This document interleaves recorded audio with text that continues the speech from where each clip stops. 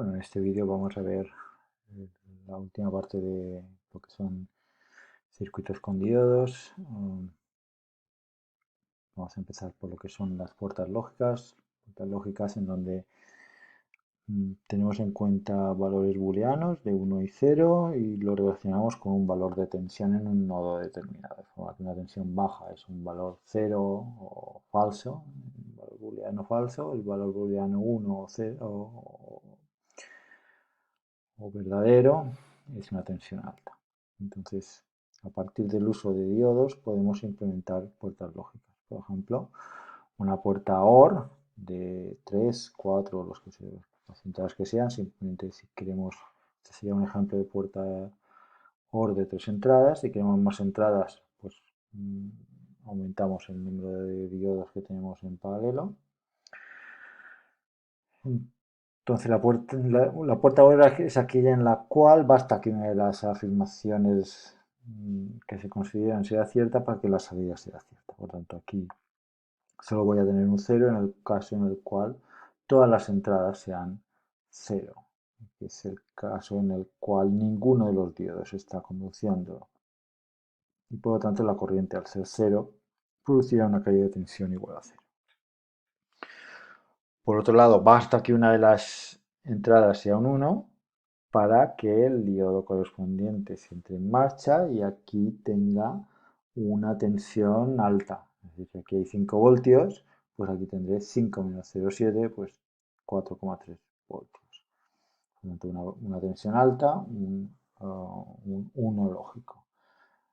Si queremos implementar una puerta AND, pues se implementa un circuito tal como este. Una puerta AND de 3 entradas. Recuerdo lo que es la puerta AND en lógica booleana. Si quiero que mi salida sea un 1, forzosamente todas las entradas tienen que estar a 1. Basta que una de las entradas esté a 0 o más de una para que mi salida sea 0. Esto sería una AND. Si mis entradas tienen una tensión alta, ninguno de estos diodos conducirá porque aquí tenemos también una tensión alta. Por tanto, no pasará corriente, la caída de tensión en esta resistencia será 0 y por lo tanto aquí tendré 5 voltios.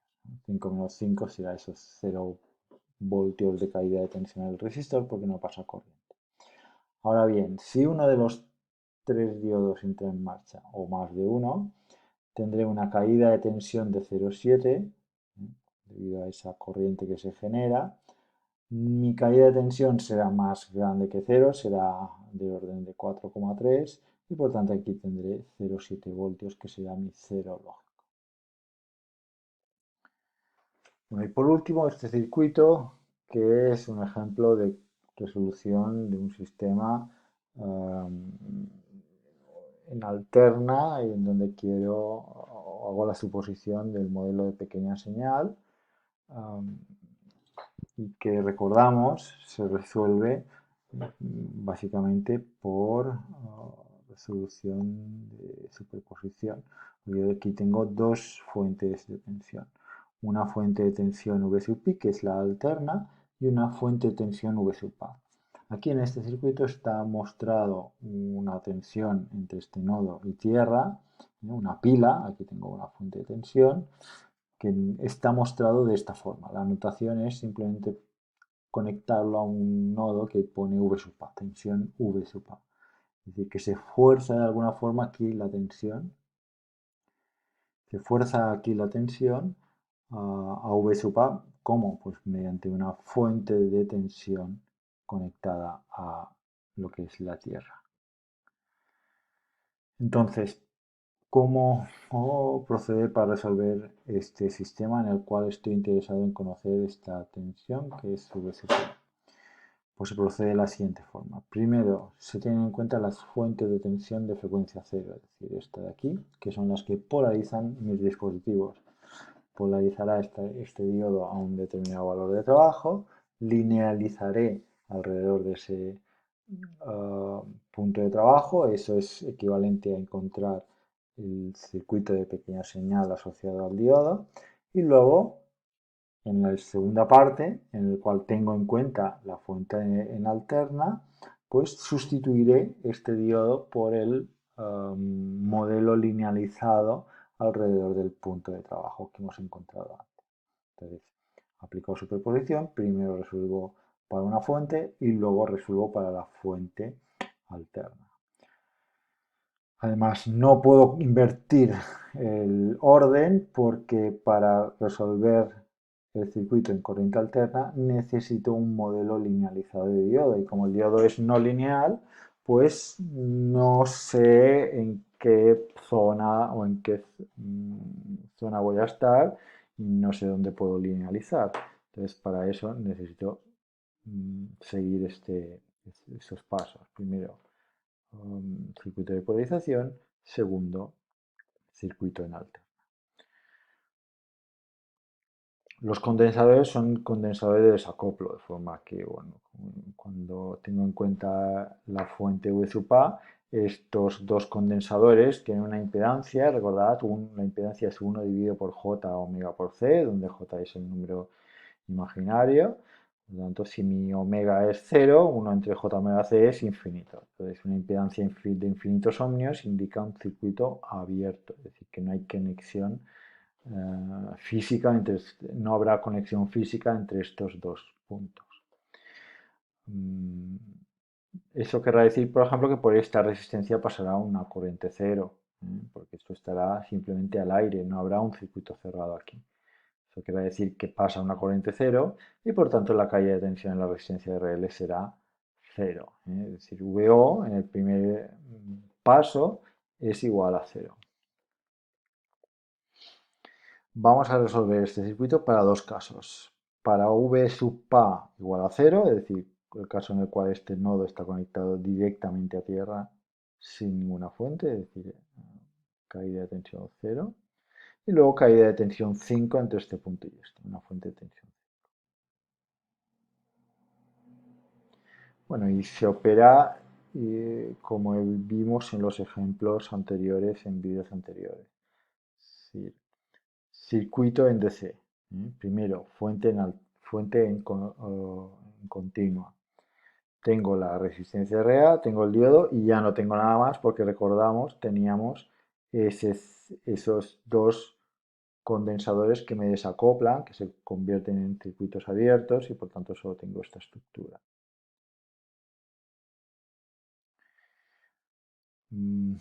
Resuelvo para los dos ejemplos. En uno tengo que el diodo está en conducción y en el otro tengo que el diodo no lo está en corte y por lo tanto la corriente es cero. Por lo tanto tenemos dos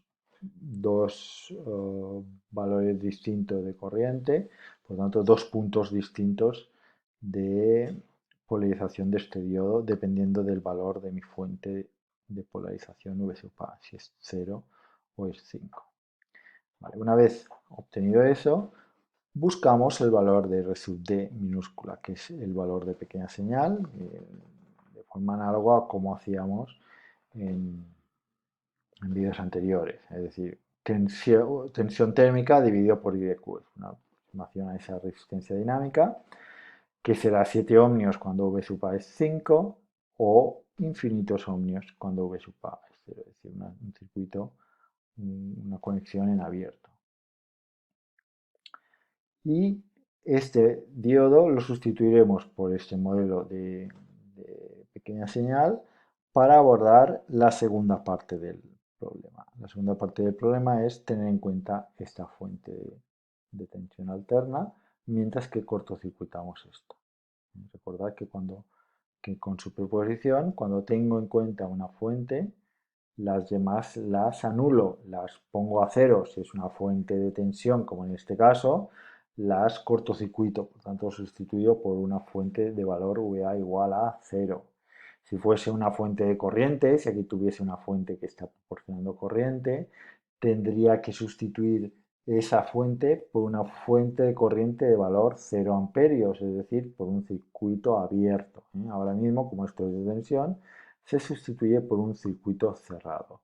¿Qué querrá decir? Pues que este nodo de aquí que tengo entre estos dos condensadores En el circuito de pequeña señal estará conectado a tierra mediante tres resistencias, que será esta resistencia RL, en donde el condensador C2 ya se pone enunciado que se elige para que cuando yo esté en ese modelo de pequeña señal, ese modelo de la alterna, su impedancia capacitativa será muy pequeña, ¿eh? Será prácticamente cortocircuito. ¿Eh? Y que también pasaba, si recordáis, en el ejemplo que hicimos en la pizarra en un vídeo anterior. Por lo tanto, entre este punto y este habrá un circuito cerrado porque su impedancia será mucho más pequeñita que esta R sub i que vale 50 ohmios.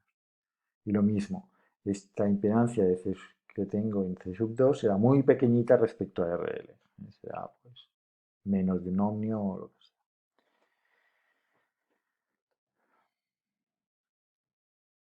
Es decir, que entre este punto y tierra tengo la resistencia RD del diodo, la resistencia RA que conecta a una fuente que he cortocircuitado. Y luego, a través de este C2, la resistencia RL, que son estas tres resistencias. 1, 2, 3. Y estoy interesado en VO, que es la caída en RL. Por otro lado, tenemos la conexión a través de R sub i a la fuente de tensión V sub i. Tampoco aparece el condensador porque hemos comentado que lo consideramos cortocircuito.